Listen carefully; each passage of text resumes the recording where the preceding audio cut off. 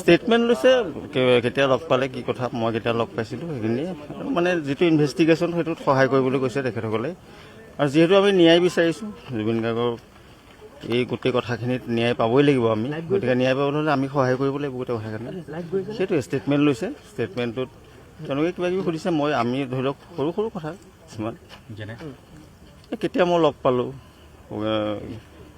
শেষ কেতিয়া লগ পাইছিলোঁ সেইবাৰৰ সেইবিলাক কথা এতিয়া কোৱা নাই মানে আৰু এটা কথা কৈছো কালি মুখ্যমন্ত্ৰীগৰাকীয়েও আহ্বান জনাইছে যে ছিংগাপুৰত যিসকল প্ৰৱাসী অসমীয়া আছে তেওঁলোকে এই SIT সেইটোতো হয় আহিব লাগে সেইটো আমাৰ দাবী মই আগতেও কৈছোঁ গোটেইখিনি আহিবই লাগিব কিন্তু আজি গাৰ্জেনখিনি তেওঁলোকৰ বিশেষ এটা মনোভাৱ দেখা পোৱা নাই তেওঁলোকে আত্মীয়সকলৰ নাই সেইটোতো আনিব লাগিবই নহ'লে গোটেই ঘটনাটো কেনেকৈ ওলাব আৰু এটা কথা কৈছো ৰাজা আমি আছো ইয়াত নহয় জানো আমি এটা ষ্টেটমেণ্টহে দিছোঁ আমি ষ্টেটমেণ্টটো এটা বেলেগ বস্তু আমি ন্যায় বিচাৰিছোঁ কাৰণে ষ্টেটমেণ্ট দিবলৈ আহিছোঁ যে আমাক ন্যায় লাগে সেই ন্যায় বিচাৰিছোঁ আৰু ন্যায় লাগিবই গতিকে আমি সহায় কৰিম চব ক্ষেত্ৰত তথ্য দিব পৰা কাৰণ মইতো লগত নাই ন মই ইয়াতে আছোঁ তেনেকুৱা তথ্য বিচৰা নাই মোৰ জাষ্ট এটা ষ্টেটমেণ্ট লৈছে আৰু যে মই কেতিয়া লগ পালোঁ শেষবাৰ কেতিয়া লগ পাইছিলোঁ মই কি বজাওঁ কি কৰোঁ সেইবিলাক কথা শান্তনু মহন্ত বা সিদ্ধাৰ্থ শৰ্মাৰ বিষয়ে কিবা সুধিছে চিনি পাওঁ নে সুধিছে শান্তনু মহন্ত চিনি পাওঁ কৈছোঁ এটা কথা সুধিম সিদ্ধাৰ্থ শৰ্মা যিহেতু বৰ্তমান সময়ত অতি গুৰুত্বপূৰ্ণ এটা বিষয় হৈ পৰিছে আপুনি জুবিনদাৰ লগত ইমান বছৰে আছিলে কি দেখিছিলে যে বিভিন্ন এতিয়া বিষয় ওলাই আছে যে সিদ্ধাৰ্থ শৰ্মা জুবিনদাৰ বিত্ত কেলেংকাৰীৰ নামত বৃহৎ এটা কেলেংকাৰী কৰিছিলে নাই চৰি বিত্ত বিভাগটোত আমি নাই গোটেই বস্তুটোতে আমি নাই আমি বজোৱাৰ বাবদ এটা পে'মেণ্ট দিয়ে বছ আমাৰ কথা সুধিবলৈ ৰাইটো নাই যিহেতু জুবিন গাৰ্গে নিজেই হিচাপ নিবিচাৰে গতিকে মই গৈ সিদ্ধাৰ্থ শৰ্মাক হিচাপ সুধিব নোৱাৰোঁ আমি বজোৱাৰ বাবদ যি আমাক পে'মেণ্ট দিয়ে আমি লগে লগে পাওঁ বছ কিন্তু সিদ্ধাৰ্থৰ ব্যৱহাৰ বা তেওঁৰ সিদ্ধাৰ্থ অলপ মিছবিহেভ কৰে সেইটো হয় এইটো মই কৈছোঁ সেইবিলাক কথা সেইখিনি কথা কৈয়ে আছোঁ সদায় নহয় জানো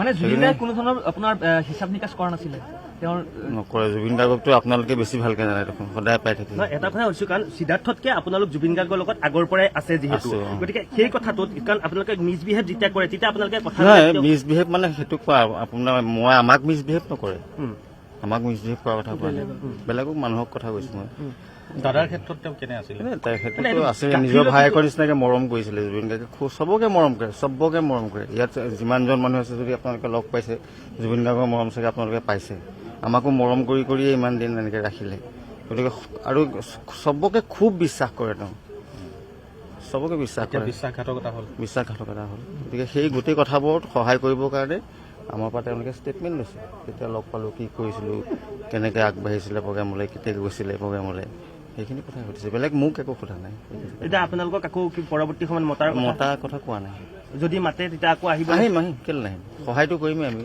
ইনভেষ্টিগেশ্যনত সহায় কৰিবলৈহে আমি আহিছোঁ মানে জুবিনদাক ব্যৱহাৰ কৰা হৈছিলে সেইটো স্পষ্ট সেইটো স্পষ্ট নহয় জুবিন গাৰ্গ ব্যৱহাৰ কৰা হৈছিলে সেইবিলাক এতিয়া ওলোৱা কথা কিন্তু ব্যৱহাৰটো হৈয়ে আছে আগৰ পৰা কিন্তু যিটো বিষ খুৱাই হত্যা কৰিলে বুলি শেখৰজ্যোতি গোস্বামীয়ে কৈছে সেই কথাটো আপোনালোকে কেনেধৰণে চাইছে নাই সেইটোতো নহয় সেইটোতো মানি ল'ব পৰা কথাই নহয় বিষ খোৱা হত্যা কৰাটো জুবিন গাৰ্গৰ নিচিনা এজন মানুহ যদি বিষ খোৱাই হত্যা কৰিছে মই কৈ আছোঁ যে আদালতে শাস্তি দিবই নহ'লে ৰাইজে শাস্তি দিব নহ'লে ভগৱানৰ আদালত আছে ইয়াতে আমি চব দেখি যাম আপুনি মই আৰু অসমৰ ৰাইজে সকলো ইয়াত দেখি যাব অমৃত প্ৰভা মহন্তই হওক বা নিশিতা গোস্বামী তেওঁলোকে যিবোৰ কথা বা সমৰ্থন কৰিছে বা কৈছে আচলতে কিছু কথা ক'বলৈ বেয়াও লাগে আচলতে মই চব কথা নাজানো চব কথা মই শুনা নাই মই যোৰহাটত আছিলোঁ 1 তাৰিখৰ এটা অনুষ্ঠান আছিলে যোৰহাটত আজি মই যোৰহাটত পাইছোঁ কালি ফোন কৰাৰ কাৰণে মই খুব কম ছ'চিয়েল মিডিয়া চাইছোঁ আৰু চাই থাকিলে নিজৰ মাথাটোৱে বেয়া লাগে দেখোন নিজেই সহ্য কৰিব নোৱাৰা হৈ যাওঁ আচলতে মই প্ৰায় জ্বলোৱা দিনলৈকে একো চোৱাই নাছিলোঁ মই ভিডিঅ' এটাও চোৱা নাছিলোঁ ছ'চিয়েল মিডিয়া বা নিউজ একোৱেই চোৱা নাছিলোঁ মোক চবকে কৈছোঁ বৰজেতিয়া কাহিলীপাৰা ঘৰত থাকোঁ সকলোকে কৈছোঁ যে মই একো ভিডিঅ' চোৱা নাই মই চাব পৰা অৱস্থাত নাই আচলতে মই একদম আনবেলেঞ্চ হৈ আছিলোঁ মনটো আৰু এতিয়াও মই চব ভিডিঅ' চোৱা নাই মই 2-এটা ভিডিঅ' কেতিয়াবা চাওঁ মোৰ ৱাইফে দেখুৱাই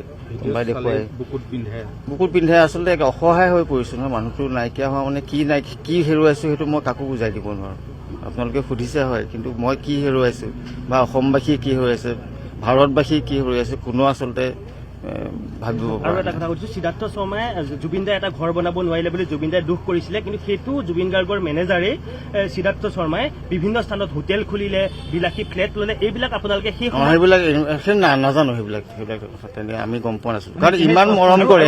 ভৰলুত এখন প্ৰথম যেতিয়া মেনেজাৰ হোৱা নাছিলে তেতিয়া এখন চাইকেল চলাই এটা ভাড়া ঘৰত আছিল, আৰু সেই সিদ্ধাৰ্থ শৰ্মাই 15 কোটি টকীয়া হোটেল, সেইবোৰ আমি গম পোৱা নাছিলো। সেইবোৰ গম পোৱা হলেতো জুবিন গাৰ্গো গম পালেহেঁতেন, আমি জুবিন গাৰ্গৰ মুখেই শুনিলেহেঁতেন। তাৰমানে মই আপোনালোকক কৈছো যে আমি এজ এ মিউজিচিয়ান সেই মেনেজমেণ্ট চাইডটোত নোসোমাওঁ। মই সোমাব আমাৰ দৰকাৰ নাই, ধুনীয়াকৈ ৱেল মেনেজ হৈ থাকে, ঘৰলৈ গাড়ী আহে, প্ৰগ্ৰেমৰ জেগালৈ যাওঁ, প্ৰগ্ৰেম কৰি গুচি আহোঁ। আৰু যেতিয়া ৰেকৰ্ডিং বজাবলৈ মাতে সেই সময়ত মেনেজমেণ্ট নাথাকে, এইটো তেওঁ পাৰ্চনেল বস্তু। আজি তবলা লৈ আহিবা, আজি নেগেৰা লৈ আহিবা, গান এটা বজাবলৈ আছে, ৰেকৰ্ডিং বজাওঁ, ভাত চাত খুৱাই খাই গুচি আহোঁ ঘৰত। আপুনি কিমান বছৰ আছিলে জুবিন দাৰ লগত? তো মইতো প্ৰথম তেওঁক লগ পাইছিলোঁ 89তে, কৈ আছোঁ একদম সদায় 89ত লগ পাইছোঁ, তেতিয়াৰ পৰা আছোঁ। মোৰ লগত আজিলৈকে কোনো তৰ্কাতৰ্কি হোৱা নাই। তেওঁ মোক আজিলৈকে কোনোদিন ডাঙৰকৈ কথা নক'লে, ময়ো ক'বলগীয়া নহ'লে। আমাৰ মাজত এটা ডাঙৰ গেপ থাকি গ'ল আচলতে। মই বৰ ওচৰত থাকিও আচলতে বহুত আঁতৰত থিয় হৈ থাকিলোঁ।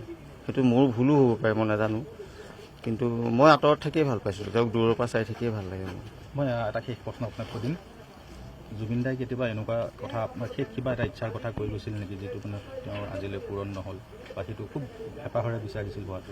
তেওঁ এটা অসমত মানে ডাঙৰ মিউজিক ইনষ্টিটিউট হোৱাটো খুব ডাঙৰ বিচাৰিছিলে, বাৰ্কলে চাৰ্কলে টাইপ, বাৰ্কলে বা ট্ৰিনিটি টাইপ এটা ডাঙৰ, কিন্তু তেওঁ অকলে কৰিব পৰা বস্তু নহয় আচলতে। মানে ভাৰত চৰকাৰৰ সহযোগ লাগিব, কিন্তু তেওঁ কথাবিলাক কম আলোচনা কৰে ন, তেওঁ মনৰ কথাবিলাক কম কয়। যিদিনাখন কৰিব সেইদিনাখন চবকে মাতি দিয়ে যে আজি আমুকটো কৰিম, আহি যাবা। গতিকে আলোচনাটো খুব কম কৰে, আৰু পিছলৈ আমি খুব কম লগ পোৱা হ'লোঁ। তেওঁ মানে পৰিসৰটো ডাঙৰ হৈ গ'ল নহয়, ফুটবল খেলিবলৈ ল'লে, চিনেমা কৰিবলৈ ল'লে, থিয়েটাৰ গান গাবলৈ ল'লে, থিয়েটাৰ ডাইৰেকশ্যন কৰিবলৈ ল'লে, গতিকে পৰিসৰটো ডাঙৰ হৈ গ'ল। তেওঁ বহুত মানুহ আহি গ'ল, গতিকে আমি সেই কামৰ সময়তহে, বিশেষকৈ মই মোৰ কথা কৈছোঁ, কামৰ সময়তে লগ হ'লোঁ। আৰু ময়ো অলপ ব্যস্ত হৈ থাকোঁ, ৰেকৰ্ডিং বজাওঁ, চেনেলত বজাওঁ, মই বেলেগ আৰ্টিষ্টৰ লগতো বজাওঁ, আপোনালোকে দেখিছে। গতিকে মই ব্যস্ত হৈ থাকোঁ মোৰ ক্ষেত্ৰখনক লৈ। জুবিন গাৰ্গ ৰজাৰ নিচিনাকৈ জীয়াই আছে, মই কোনোদিন বেয়া ভবাই নাছিলোঁ, মই সদায় পজিটিভে ভাবিছিলোঁ। আৰু সকলোকে ইমান মৰম কৰে, আজি সিদ্ধাৰ্থহঁতক আমাতকৈ বেছি মৰম কৰে।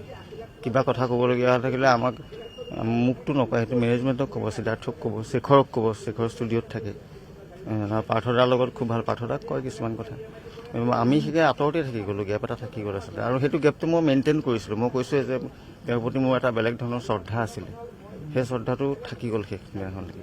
মই বম্বে ষ্টেজত যেতিয়া লাষ্ট 7 তাৰিখে বজাইছোঁ, দুটা ভূপেন হাজৰিকা গান গাইছিলে, তেওঁৰ লগত মোৰ এষাৰ কথাও হোৱা নাই। অৱশ্যে মই গোটেই প্ৰগ্ৰেমটোত বজাইছিলোঁ বেলেগ বেলেগ আৰ্টিষ্টৰ লগত, গতিকে মই সেই টাইনা টিউন কৰিব লাগে, এইটো কৰিব লাগে, গতিকে মূৰটো তুলি চাবলৈ সময় পোৱা নাছিলোঁ। বজোৱাৰ সময়ত যে তেওঁৰ মুখখন যেতিয়া দেখিছোঁ, আৰু দুটা গান গাই তেওঁ নামি গুচি গৈছে।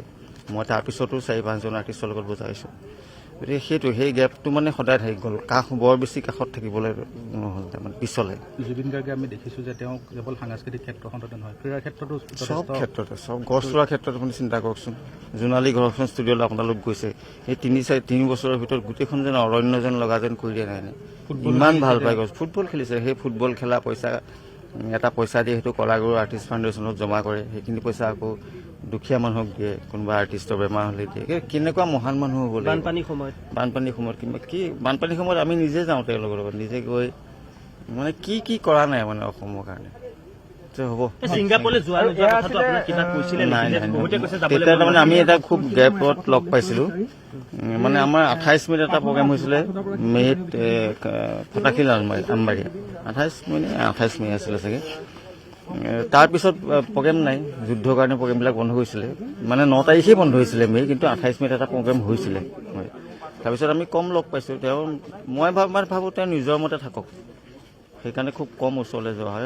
যোৱা নোযোৱা কথা একো কোৱা নাই। আগদিনাখন যদিও 16 তাৰিখে মোক লগ পাইছে, আমি একেলগে বহুত মানুহ বহি আছিলোঁ, তেতিয়া কৈছিলে কাইলৈ ছিংগাপুৰ যাম, 8:30 বজাত ফ্লাইট, সোনকালে উঠিব লাগিব, সেইবিলাক কথাই কৈছে।